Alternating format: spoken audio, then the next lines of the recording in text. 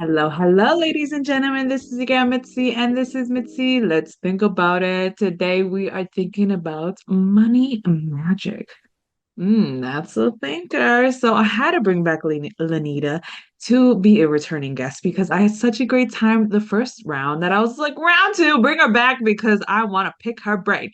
So she chose the topic of money magic. So I'm pretty sure she has a little cheat sheet into that. So I'm really curious. What is your thoughts when you decided to bring this topic up to discussion? I mean, tell me. Absolutely. So when I came on your show before, we were talking about business and the intersection of our success and spirituality, which led to my book, Live Life on Fire.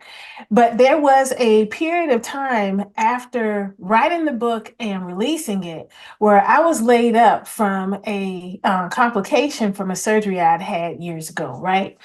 And during that time, that meant I wasn't working.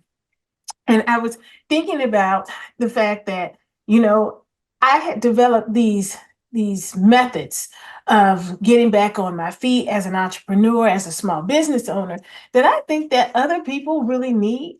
And so I said, well, let me just write them down. And it wound up being 12. And I released it during Black Friday for Thanksgiving. And it was just $20 for the book and the course. And it's the 12 spiritual principles of money magic. And magic in this instance, Mitzi, is not like spells, right? This is the British definition, which is actually energetic excitement. So it's Hmm. to get excited about our finances and about our money, even when what is in the material world is not matching up with what we have in our mind and in our hearts. I love that. I love that you just sneak that last part in because I think that also needs to be stated. And I love the fact that you were just honest about your journey and how and was like, you know what, I wasn't working. And let's be honest, when we're not working, we feel it pile up on us. But it just shows you didn't give up. And I thank you for also saying that magic right now is not in the terms of hocus pocus, bring me more focus on money. No, that's not the drill. There's no spells, no wands, none of that. It's about that energetic intuition about bringing forward about what you really want when it comes to your finances. And I think that is something right now that we're all really realizing like, you know what, we need to buckle down. I want what I want, but I need know that I need to save. I need to be like reserved. I know that I want to enjoy myself. And having those key points come into your life, sometimes it's like it freezes people. Like they go past them and they don't move and they're waiting for people to just pass by because it's like, how do you necessarily manage all of those balls? Because you're like juggling it all. So I'm curious. I'm pretty sure you kind of tackled that down. I mean, have you? I, it's one day at a time and one thing at a time. One of the things that a very smart attorney, Sandra Fuller, said to me, she said, just be. And what she was communicating is whatever is going on in this moment, right here, right now, has to have your full attention. And when you come at it from that perspective, that means everything else falls away and you can give 100% to now. And then you can trust that the rest will take care of itself. And you can move on to the next thing without wondering, did I leave something undone? Because that's human. That is absolutely human.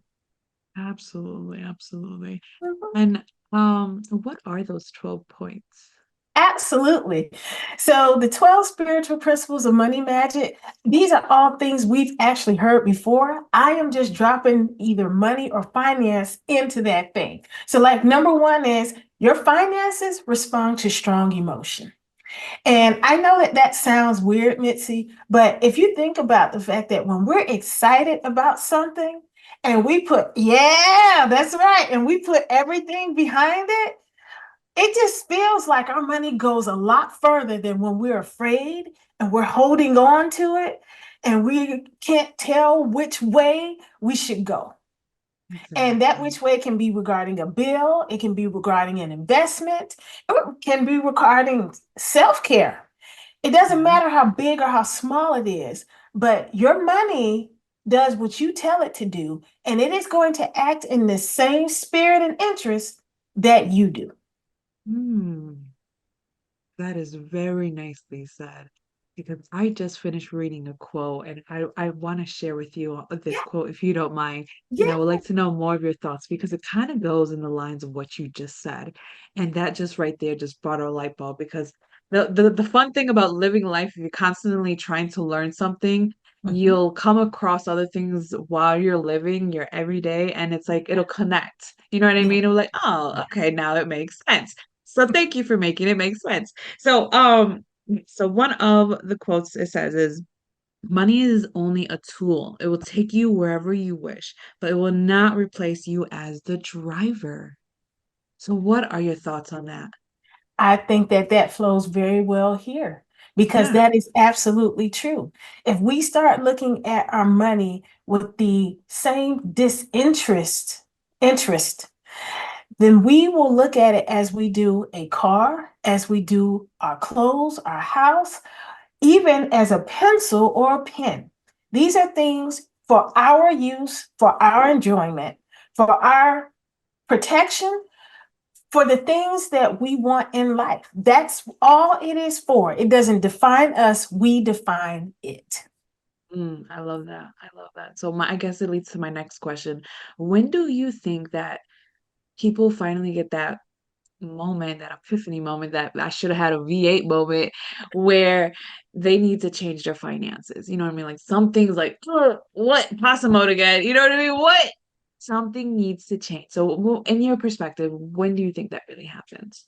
So it always comes back to love, Mitzi. And I know that that might sound a little trite, but the moments in my life where I realized that something needed to shift, and that happens throughout your life as you make more money, as the sources of your money change, right? And it always came back to something that I wanted to do for either myself or someone else, and I couldn't Mm, either because I didn't have enough money or my money was tied up somewhere or I didn't know how to generate what I needed to be useful as a tool, as you just stated, right? And it mm. always came back to a place of true love for myself or for the other person. So we realize that we need to shift when there's something that we feel we need money for and we don't have it. I love that. You're absolutely right. You know, Yeah. I went through the line and I was just thinking because I obviously have to think about my questions before, you know what I mean, writing them down.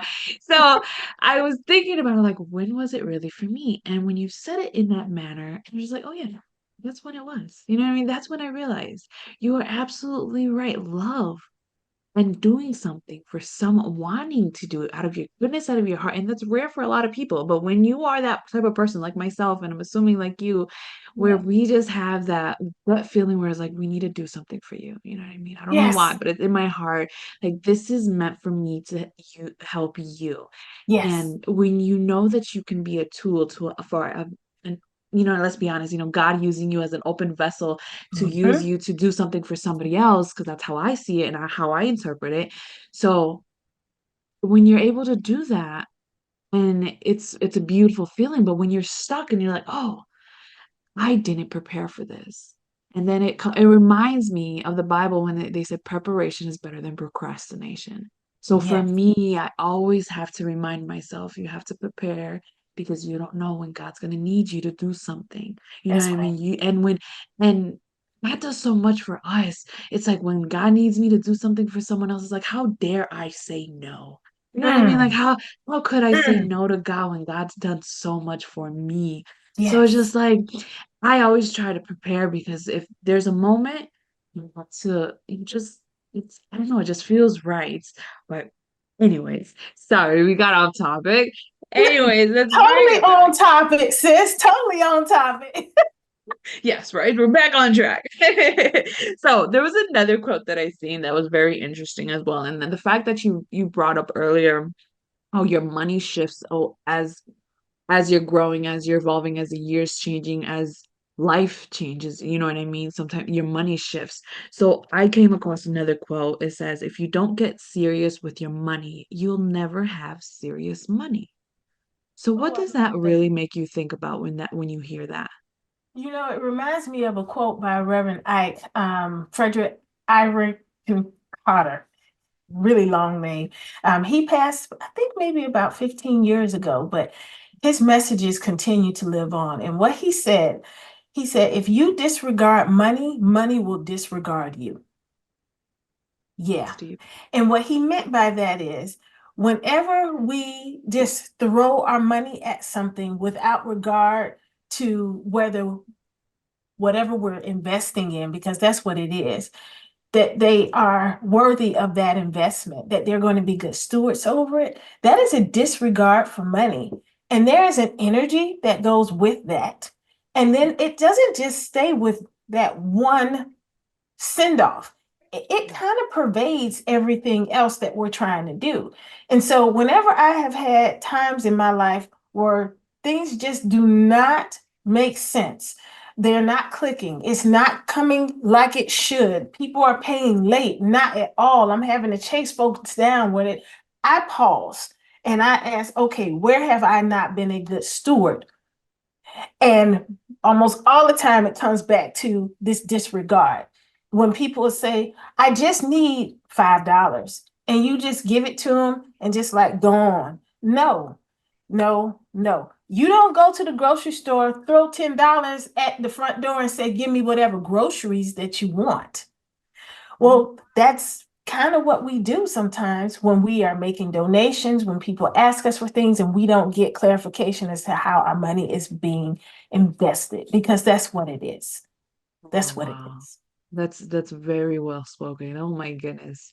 That's very well spoken because it truly makes you think about the times in your life where you really did not have to spend money. Because that, Mm. when you say Mm. disregard, in my mind, that's basically how I interpret it. You don't need to spend money. You know what I mean? Because you're literally just throwing it out to the wind, and wherever the wind makes it land is where it lands. And like you said, it doesn't invest, it doesn't Yeah. grow. You know what I mean? It's basically a seed in the rocks, not going to grow, not going to do anything with it. You know what I mean? It's just going to wither and just eventually just perish.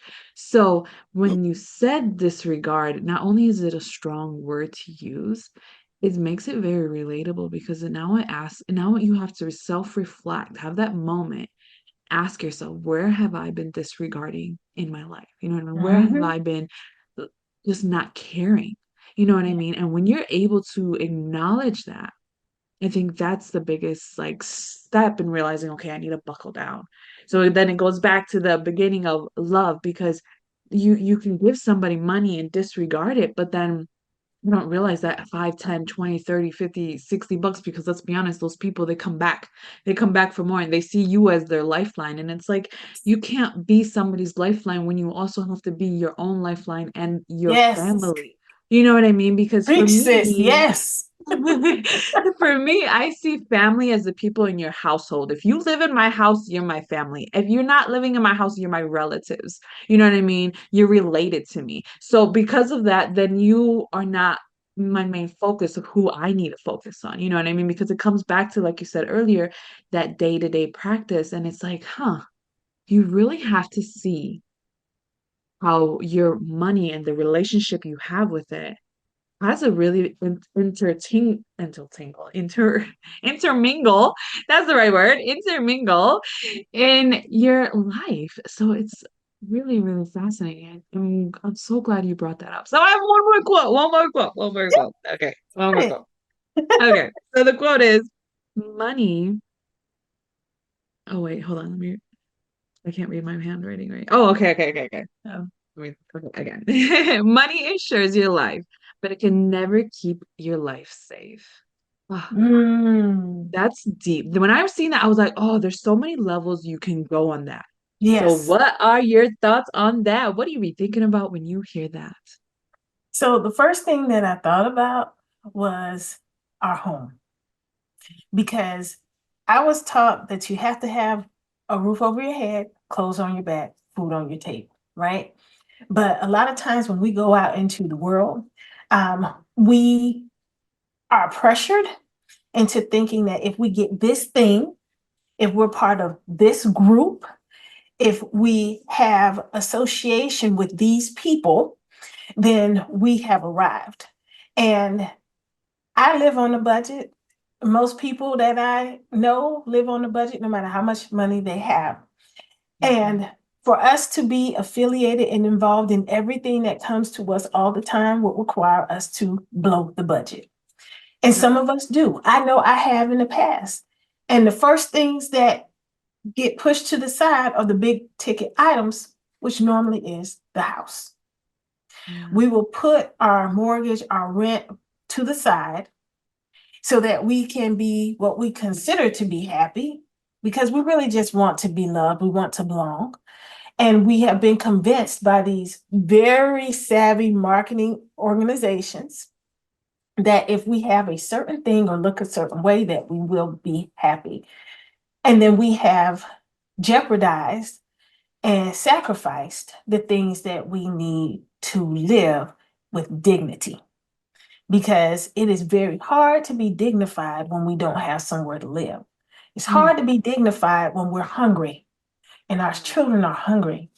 It's hard to be dignified when our clothing is tattered. But we do this and we see other people do those things every day. We see that You're every day. absolutely right. You are absolutely right. You do bring a great point into this. I'm so glad that I got your opinion on this because this is necessary. Oh, Because yes. you brought up a really great point. We really do push things aside. Because if you really look back in your life, you can see a pattern. You know what I mean? You can Yes, see a yes, pattern in your years of when you have more money and it's fruitful and when you are struggling and crawling in the dirt.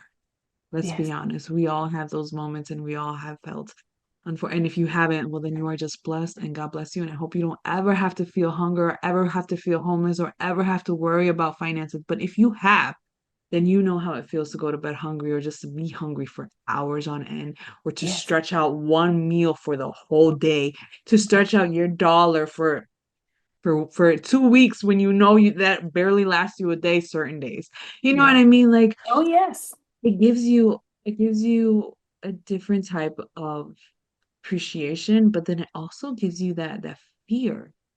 You know what I mean? That fear of losing it. And then that fear turns into strangling. You know what I mean? yes, Because now you have to hold on to every penny.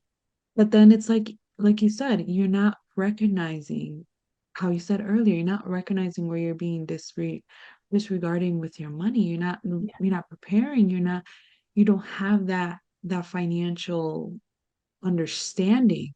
And it's yes, so crazy because it comes all back around. yeah. So crazy. All back around. Who knew these three quotes would bring it all back around? That is amazing. Oh my goodness. Wow, that's a real thinker.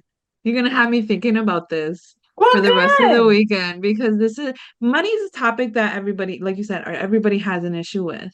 And we Mhm. see it in people's lives all the time because I mean, I know for one in my family, it's an issue, you know what I mean? Because they do have that disregard. I mean, I can't take myself out of it because I'm in those situations as well. I've been in those situations. So it's like we do disregard our home because of the dignity and we lose our dignity just because of this idea of being accepted by the masses or your environment, the people in your circle because of what they expect out of you because of the season or because Yes, of the event. And it's like, God forbid you say no. God forbid you say, "Oh, I just can't do it right now." Because yes, they're like, "Oh, do you need help? Is everything okay?" And it's just like, everything's okay, but I don't want to get to the point where everything's not okay. And when I actually need your help, you're not actually going to be there for me because let's be honest, you're not okay with your finances either. You know what yeah. I mean? Because that's where we get to. And then that's when people start to get cold. I mean, in my personal opinion, that's how I see it. I mean, please tell me your thoughts on that. I know I So said a lot. you did, but it all comes down to actually my 11th principle, which is money responds to truth. And if we can't be honest about where we are, wherever your baseline is, then the process of getting our money right, the process of becoming wealthy the process of establishing a legacy, Mitzi, that's going to be incredibly hard. You know, one of the things that I think about, and I think most people can relate to this, during times of boom in the real estate market, you see houses being thrown up like overnight, right? One moment it's just a lot, the next moment you have 30 homes, right? But you go in and you look at those homes over time, and once the foundation starts to settle, you see cracks in the wall. You notice little things like the windows weren't set correctly. And so there's this settling that's happening because it wasn't built correctly from the beginning, from the jump, right? And our money is the same way. But the only way that that can happen is if there's truth, and truth is the foundation. So for those homes to have been built so that they last 100 and 200 years like the homes back in the day, right? Then that means that we have to be honest about what is underneath it. If the land is not level, then we have to level it out. Yeah. If the land is in a place where we shouldn't be building, we have to be honest about that too. And our Yeah, money is like that. If that's what we true. have in our pocket is $5.50, then we know that maybe going to the mall right now is not the right thing to do because there's not a whole lot we can do with that. And there's not a Exactly. lot we should do with that, but go home and make it a Netflix night. Exactly. Enjoy the bills. I mean, enjoy the money where it's already been spent. You know what I mean? Like your water, your heat, your electricity, your food that you bought for groceries. I mean, that's one thing that I've been seeing a lot is people been trying to remind others that I can enjoy my own home and enjoy my own space without feeling like I'm missing out in the Yes, world. Because yes, in reality, you're not missing out on anything. There's always going to be clubs, there's always going to be bars, there's always going to be drunk people, there's always going to be high people, there's always going to be dancing. I mean, that's never going to end because people like that. But yes, there's always going to be a need of a season for you to just take a step back and just not do anything. You know yes. what I I mean? love And that. just Absolutely, yes. No, mhm, go I think ahead. I was just saying, I love what no. you're saying. Keep going. No, I know. This has been really a great conversation. Really did.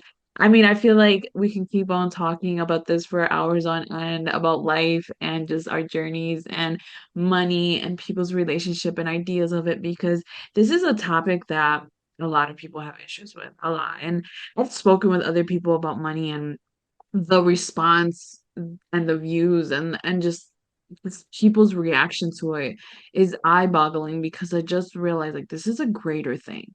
You know what I mean? This is a greater thing that we all are hushing ourselves up and not talking about it, and it's becoming a taboo. It's Yes, becoming a taboo to even discuss money with other people. Like I even feel it because I don't like it when other people know. Um, my ins and outs of my finances, you know what I mean? Because it's one, it's none of your business, and two, I don't need you to judge me and tell me how I'm living above my means or if I'm not doing enough to provide more luxury into my life. You know what I'm saying? So it's just I like do. no. It's we need to come to a place of understanding where we're all trying to figure it out and we're all just trying to do the best, not only for ourselves, but for the legacy that we're leaving behind. If you don't want children and that's not your legacy, your environment, your community is still your legacy. Your That's your right. community will still be impacted. You know what That's I right. mean? So it's just like people can't forget that you may not leave a legacy by a child, but you leave a legacy by everything that you impacted, by your work, by your school, by your music, by your books, by your everything that was produced out of you is an investment in some shape or form, but it's like, are you going to do anything about it? I mean, that's how I think about it. I mean, real quick, what is your last words of what wisdom that you can leave us off with before time actually rounds up? Your finances, your money, they need you just like you need it. So practice being discerning about how you invest. We don't spend anymore, we invest. Be mindful of the things that you think, feel, and say because your money, your investing habits are going to reflect that. Mm, mm, mm. Very good, Lynita. I'm gonna have to make another excuse to bring you back on my show. I'm gonna have to have you as like a permanent guest every year. You're gonna see her beautiful face because we have some great conversations. Yes, we do. Awesome. Well, that's it. That's the show, ladies and gentlemen. That's all I have for you. Always, always, always, always, always keep thinking, y'all. Bye.